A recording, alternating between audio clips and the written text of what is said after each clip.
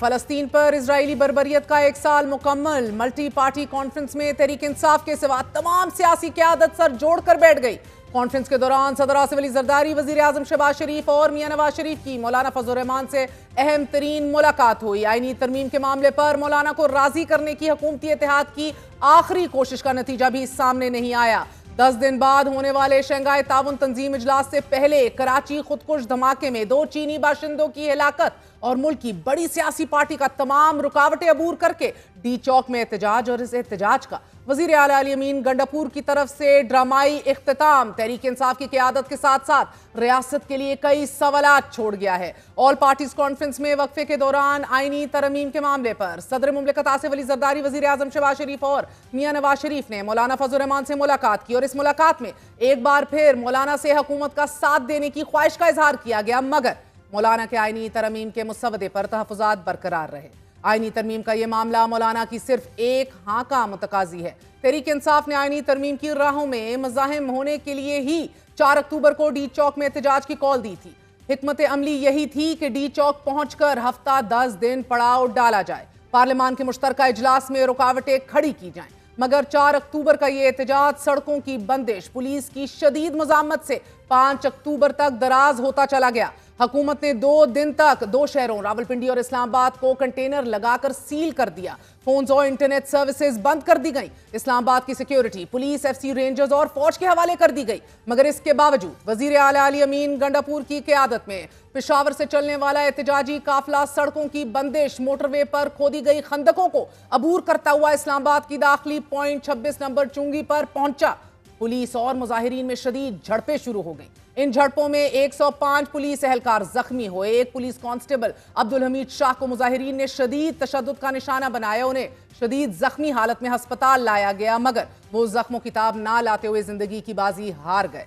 Police और मुजाहिरीन की इन्हीं झड़पों के दौरान वजीर आला अली अमीन गंडापुर अपनी सिक्योरिटी के साथ काफिले को वहीं छोड़कर आगे निकल गए और मारगला रोड से इस्लामाबाद में दाखिल होते हुए चाइना चौक जा पहुंचे, जहां उन्होंने कारकुनान से मुख्तसर सा खिताब किया और KP हाउस चले गए। वजीर आला के मुजाहिरीन को अकेला छोड़कर KP हाउस पहुंचने के बाद मामले ने दूसरा रुख इख्तियार कर लिया। पुलिस और रेंजर्स ने KP हाउस पर छापा मारा। तहरीक इंसाफ की तरफ से यह दावा कर दिया गया कि वजीर आला को गिरफ्तार कर लिया गया है। The chief minister of a province has gone missing. 30 घंटों तक एक सूबे के वजीर आला का हुकूमत को पता था, ना ही उनकी अपनी जमात को। और इसी की वजह से आपको ताज़ा तरीन खबर देते चलें कि एज वी स्पीक अभी खैबर पख्तूनख्वा में असद कैसर की क़यादत में एक अहम तरीन इजलास मुनक्कद हुआ है कि जिसमें एक बार फिर PTI के अंदर शकूक व शुबहात जोर पकड़ गए हैं कि जो मौक़िफ़, जो नैरेटिव अली अमीन गंडापुर सामने रख रहे हैं, तहरीक इंसाफ की अपनी सफ़ों में सवाल उठना शुरू हो गए हैं। वफाकी वज़ीर दाखिला गो के बरमला दावा करते रहे थे कि वज़ीर आला किसी इदारे की हिरासत में है नहीं। आपको कंफर्म कर रहे हैं कि ना वो पुलिस की हिरासत में, ना वो किसी और इदारे की हिरासत में, वो खुद भागे में। और डेफिनेटली मुझे नहीं पता कि उनको क्या वो है, किस वजह से, लेकिन डेफिनेटली अगर वो इस्लामाबाद की टेरिटरी में हुए तो हम उनको ज़रूर, इस्लामाबाद पुलिस उनको ज़रूर ढूंढ रही है। 30 घंटों की हिजानी कैफियत, इल्ज़ाम दर इल्ज़ाम और मुतज़ाद इतलात के बाद मगर वज़ीर आला फिल्मी अंदाज में KP असेंबली से नमूदार हो गए और अपने धुआंधार खिताब में ये इंकशाफ कर बैठे कि वो तो पूरी रात KP हाउस में मौजूद थे। और राजी साहब सुन लो, मैं उधर ही था। KP हाउस की एक चीज जो इसने तोड़ी है, ये सिर्फ माफी नहीं मांगेगा, बना के भी देगा ताकि दोबारा जरूरत ना करे। सारे सबूत मौजूद है। इसी हवाले से आपको बताते चलें कि असद कैसर की क़यादत में तहरीक इंसाफ का अहम तरीन इजलास मुनक्कद हुआ है कि जिसमें PTI के अपनी सफ़ों में से आवाज़ें और शकूक व शुबहात जोर पकड़ गए हैं। वज़ीर आला के इस बयानिए के हवाले से, PTI की सख्त तरीन मौक़िफ़ और उनको लापता अफराद में शामिल करने के हवाले से और बाद अज़ां उनका इस तरह नमूदार हो के अपना ये कहानी पेश करने के हवाले से तहरीक इंसाफ के अंदर भी एक बदएतमादी और शकूक व शुबहात जोर पकड़ गए हैं। बड़ी जज्बाती खिताब में वज़ीर आला खैबर पख्तूनख्वा ने यह भी बताया कि वो KP हाउस में ही मुकीम थे, लेकिन उन्होंने ये बताना गवारा नहीं किया कि वो कौन सी सुलेमानी टोपी पहन के KP हाउस की बजाय KP असेंबली से बरामद हुए। और अपने खिताब में वज़ीर आला पुरुमीद नजर आए। उन्होंने कहा कि हालात जल्द तहरीक इंसाफ के हक में बेहतर होने जा रहे हैं। मुझे इंशाल्लाह पूरा यकीन है, क्योंकि इदारे कलेक्टर सोच साथ बैठते हैं, जितने भी इदारे हैं, अदलिया, आपसे हमें उम्मीद है आप बैठे, ये क्या हो रहा है, 25 करोड़ आवाम का फैसला एक शख्स के लिए आप आइन बदल रहे हैं। मुझे यकीन है इंशाल्लाह कि इदारों में वो लोग जो चाहते हैं और इंशाल्लाह सब चाहते हैं, सिर्फ ये है कि वो अंदर की जो चीज है वो बाहर आने में टाइम लग जाता है। इंशाल्लाह अब कौम की पोजीशन देकर तमाम इदारे बैठकर एक फैसला करेंगे और मैं इंतजार करूंगा इस बात का कि इंशाल्लाह जल्द पाकिस्तान के लिए एक अच्छा फैसला सामने आएगा। हफ्ते की शब वजीर आला अली अमीन गंडापुर की अपनी सिक्योरिटी ने दावा किया कि वो पेशावर के लिए रवाना हो गए हैं, जबकि तहरीके इंसाफ ये दावा करती रही कि वो लापता हैं और उनको उठा लिया गया है, उनको हॉस्टेज रखा जा रहा है। जबकि अली अमीन गंडापुर खुद केपी हाउस में होने का दावा कर रहे हैं और वजीर दिफा ख्वाजा आसिफ का यह कहना है कि अली अमीन गंडापुर उमर अयूब के घर थे। नाज़रीन, वजीर आला का ये दावा, उसके ऊपर उठते सवालात, पीटीआई के अंदर बदएतमादी, मगर तहरीक इंसाफ के लिए हालात बेहतरी की बजाय मजीद खराब होते दिखाई दे रहे हैं। तहरीक इंसाफ की क़यादत के खिलाफ बगावत और दहशतगर्दी के नए मुकदमात दर्ज कर लिए गए हैं। इमरान खान समेत 14 मकामी रहनुमाओं के खिलाफ एहतजाज की मनसूबाबंदी का मुकदमा भी दर्ज कर लिया गया है। मुकदमे में अगवा, डकैती, इक़दाम कत्ल, कार्य सरकार में मुदाखलत और ATC एक्ट समेत 13 संगीन तरीन दिफात लगाई गई हैं। मुकदमे के मतन में यह लिखा गया है कि अदालती अहकामात पर बानी PTI को जेल मैन्यूल से हटकर गैर मामूली, गैर कानूनी सहूलियात फराहम की गई।